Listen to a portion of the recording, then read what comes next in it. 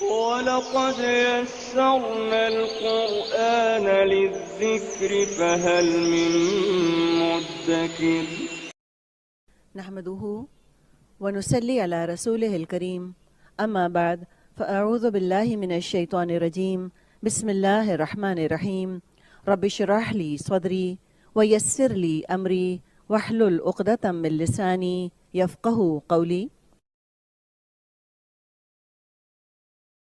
45 اذ جب قالت کہا الملائکۃ فرشتوں نے قالت الملائکہ یا مریم اے مریم یا پلس مریم ان بے شک اللہ اللہ ان اللہ یبشر وہ بشارت دیتا ہے کہ تجھ کو کی دیکھا آپ نے یہ مؤنث واحد حاضر کی ضمیر ہے اٹیچڈ پروناؤن ہے یہ جڑی ہوئی ضمیر جو کہ جڑ کر آتی ہے اب را کے ساتھ کیوں نہیں جڑی آپ کہیں کہاں جڑی ہوئی ہے کاف تو الگ لکھا ہے تو دیکھیں بعض حروف تہجی ایسے ہوتے ہیں کہ جن کے ساتھ آپ کچھ بھی نہیں جوڑ سکتے را کے ساتھ زا کے ساتھ ان کے ساتھ کچھ نہیں جوڑا جا سکتا تو لہٰذا اس کے آگے کچھ بھی نہیں جڑتا ان حروف کے ساتھ تو یہ ہے تو جڑی ہوئی لیکن یہ ڈکٹیشن کی وجہ سے اور رسم الخط کی وجہ سے اس کو جوڑ نہیں سکے لیکن یہ اس کو اٹیچ پروناؤن ہم کہتے ہیں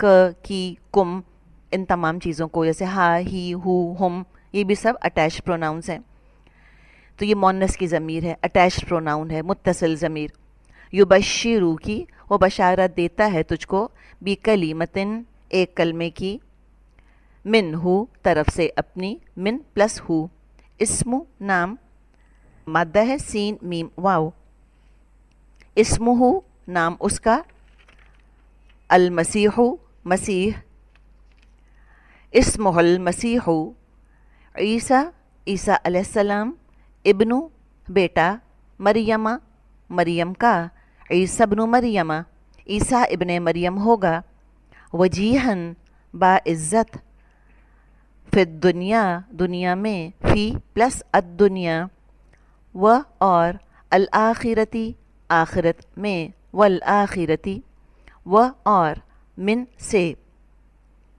المقربین مقربین من المقربین مقربین میں سے ہوگا نصلی علی رسولہ الکریم اما بعد فاعوذ باللہ من الشیطان الرجیم بسم اللہ الرحمن الرحیم رب اشرح لی صدری ویسر لی امری واحلل عقدۃ من لسانی یفقهوا قولی رب یسر ولا تعسر وتمم بالخیر اللهم انی اسألک علما نافعا ورزقا طیبا وعملا متقبلا یا مقلب القلوب ثبت قلبی علی دینک آمین اللہم آمین السلام علیکم ورحمۃ اللہ وبرکاتہ امید اور دعا ہے کہ آپ سب خیر و عافیت کے ساتھ ہوں گے انشاءاللہ اللہ سبحانہ و تعالیٰ کی توفیق اور اللہ تعالیٰ کی رحمت کے ساتھ ہم اپنے لیسن سورت آل عمران کی آیت نمبر 45 سے 43 کا سب سے پہلے مرکزی خیال دیکھیں گے پھر اس کے بعد ہم آیت نمبر 45 کو مختصر تفسیر اور تزکیہ کے ساتھ دیکھیں گے اس نیت کے ساتھ کہ اللہ سبحانہ و تعالیٰ اسے ہمارے لیے پڑھنا اس پر عمل کرنا اور عمل کے ساتھ اسے دوسروں تک پہنچانا آسان کر دیں اور اللہ تعالیٰ ہماری ان کوششوں کو ہماری ان تمام تر کوششوں کو ہم سے قبول فرمائیں اور ہمیں بہترین چنے ہوئے لوگوں کی صف میں شامل فرمائیں جس سے اللہ سبحانہ و تعالیٰ راضی ہوتے ہیں اپنے لیسن کا آغاز کرتے ہیں سب سے پہلے آیت نمبر 45 سے 43 تک کا ہم مرکزی خیال دیکھ لیتے ہیں جیسا کہ الحمدللہ ہم نے پیچھے بھی پڑھا اور آگے بھی انشاءاللہ ہم جو ہیں آگے پڑھیں گے کہ حضرت عیسیٰ علیہ السلام کی حقیقت پر ہم جو ہیں ان آنے والی آیات میں 43 تک بات کریں گے اس کے علاوہ معجزے اور کرامت میں فرق دیکھیں گے یہ تمام چیزیں یہاں پر لکھنا اپنے نوٹس میں ایڈ کر لیں کہ پہلی کے بعد کہ ہم حضرت عیسیٰ علیہ السلام کی حقیقت پر بات کریں گے دوسرا آیت نمبر 45 سے 63 تک معجزے اور کرامت میں فرق دیکھیں گے پھر اس کے بعد حضرت عیسیٰ علیہ السلام کو آسمان پر کیسے اٹھایا گیا اور اس کے ساتھ ساتھ ہم اپنی اصلاح کریں گے۔ مرد اور عورت کا تنہا بیٹھنا اور بات کرنا، اس پر بات کریں گے۔ یہود کا حضرت عیسیٰ علیہ السلام کے ساتھ بغض، اس پہ ہم بات کریں گے۔ اور پچھلے سبق کو بھی ہم ساتھ میں ذہن میں رکھتے ہیں کہ ہم نے پیچھے کیا پڑھا، کہ پیچھے ہم نے حضرت مریم علیہ السلام کا واقعہ پڑھا۔ اس کے بعد ہم نے حضرت مریم علیہ السلام کی جوانی کی عبادت اور فرشتے کی خوشخبری، حضرت زکریا علیہ السلام کی دعا اور حضرت یحییٰ علیہ السلام کی خوشخبری بھی ہم نے پڑھا پیچھے۔ اور کیا ہم بھی چاہتے ہیں کہ اللہ سبحانہ و تعالی ہمیں چن لے اور ہمیں خوشخبریاں ملیں، تو ہمیں عبادت اور ذکر میں مشغول ہو جانا چاہیے۔ وہی کام ہم کریں جو کہ اللہ سبحانہ و تعالیٰ کی پسند کے ہوں، پسندیدہ ہوں۔ تو اپنے لیسن کا آغاز کرتے ہیں آیت نمبر 45 سے۔ اللہ سبحانہ و تعالیٰ فرما رہے ہیں، بسم اللہ الرحمن الرحیم، اذ قالت الملائکۃ یا مریم، اور جب فرشتوں نے کہا۔ یہاں پر دیکھیں، اس سے لگتا ہے کہ حضرت مریم علیہ السلام کے پاس فرشتے ایک سے زیادہ بار آئے تھے، اور یہاں جمع کا صیغہ ہے۔ اس کے معنی ہے کئی فرشتے آئے تھے۔ مریم واحد خوش قسمت خاتون ہیں جن کا نام قرآن میں آیا ہے۔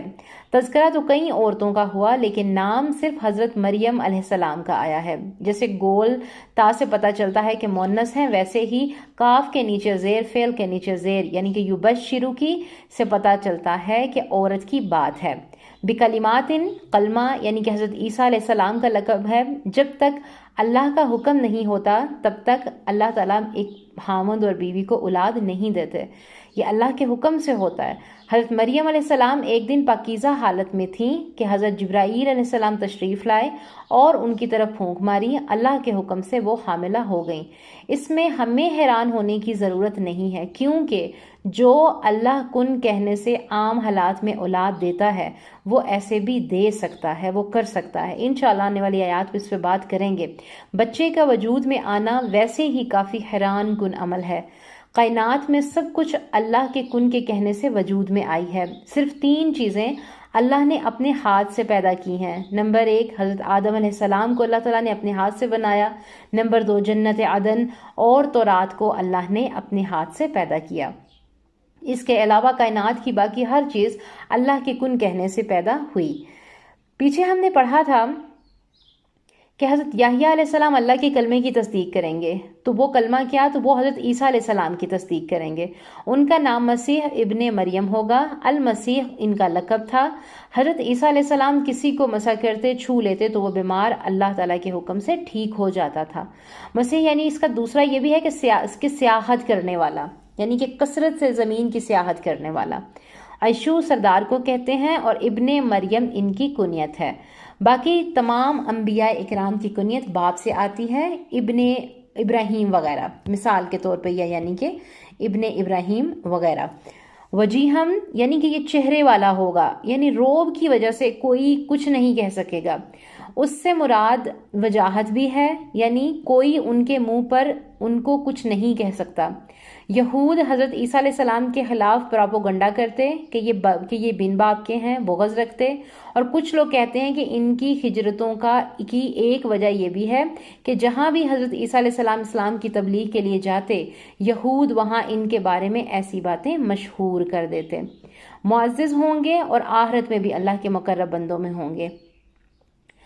اور اس کے علاوہ یہاں پر دیکھیں کہ لیکن آخرت میں وہ اللہ کے قریب ہوں گے، اللہ ان کا بلند مقام کرے گا۔ وہ کیسے؟ وہ انشاءاللہ ہم اگلی آیت میں دیکھیں گے۔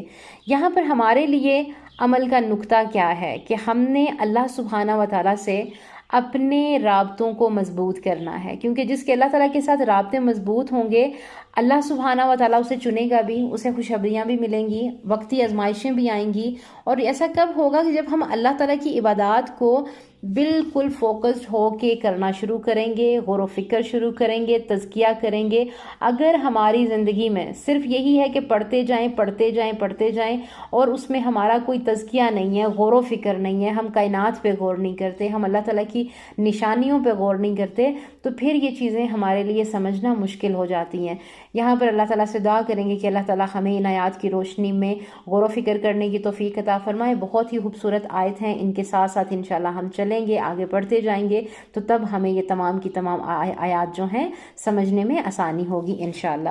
اللہ تعالیٰ سے دعا ہے کہ اللہ سبحانہ و تعالیٰ ہمیں غور و فکر کی توفیق عطا فرمائے، آمین۔ ربنا تقبل منا انک انت السمیع العلیم وتب علینا انک انت التواب الرحیم، آمین اللہم آمین۔ السلام علیکم ورحمۃ اللہ وبرکاتہ۔